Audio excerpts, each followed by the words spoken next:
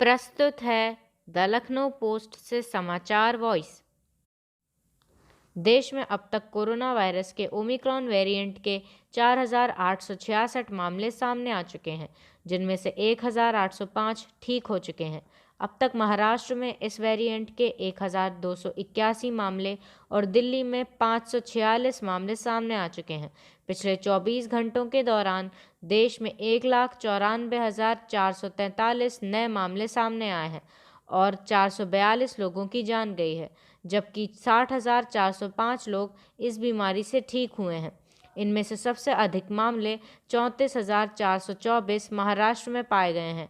वहीं दिल्ली में 21,259 और बंगाल में 21,098 मामले सामने आए। सक्रिय मामलों की संख्या में 1,33,873 का इजाफा हुआ है, जिससे सक्रिय मामलों का आंकड़ा बढ़कर 9,55,319 पर पहुंच गया है। सुप्रीम कोर्ट ने प्रधानमंत्री नरेंद्र मोदी की सुरक्षा में हुई चूक की जांच के लिए 4 सदस्यीय कमेटी का गठन किया है। इस कमेटी की अगुवाई रिटायर्ड जस्टिस इंदु मल्होत्रा करेंगी। सुप्रीम कोर्ट ने कहा है कि कमेटी जितना जल्द संभव है जांच रिपोर्ट सौंपे।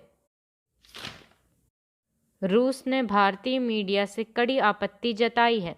रूस ने पहली आपत्ति 7 जनवरी को कजाकिस्तान में अपने सैनिकों को भेजने को लेकर भारतीय मीडिया में जिस तरह से रिपोर्ट छपी उस पर जताई। यह आपत्ति भारत स्थित रूसी दूतावास की तरफ से जताई गई है। रूस का कहना है कि भारतीय मीडिया कजाकिस्तान में रूसी सैनिकों के जाने को लेकर पूरा सच नहीं बता रहा है।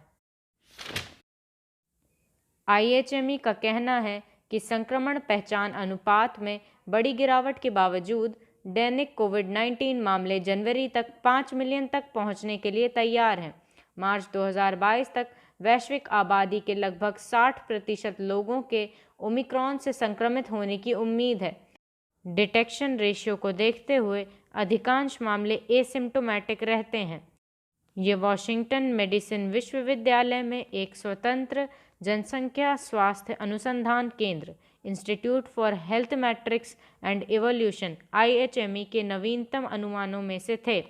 IHME के अनुसार संक्रमितों के अस्पताल में भर्ती होने की दर ओमिक्रॉन लहर में पिछले अनुमानों की तुलना में थोड़ी बढ़ गई है, जो कि ज़्यादातर कोविड-19 के आकस्मिक मामलों के कारण है। ओमिक्रॉन संक्रमणों की संख्या में वृद्धि के कारण वैश्विक स्तर पर मौतों में वृद्धि भी हुई है।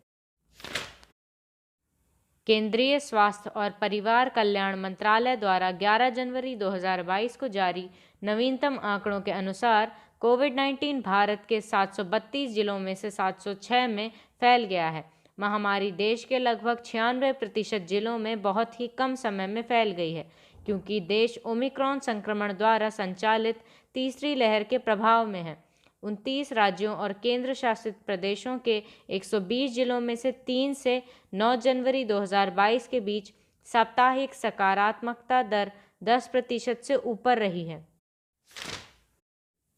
कृषि एवं कृषक कल्याण मंत्रालय के अधीन चल रहे कृषि अनुसंधान एवं शिक्षा विभाग का बजट लगातार घट रहा है।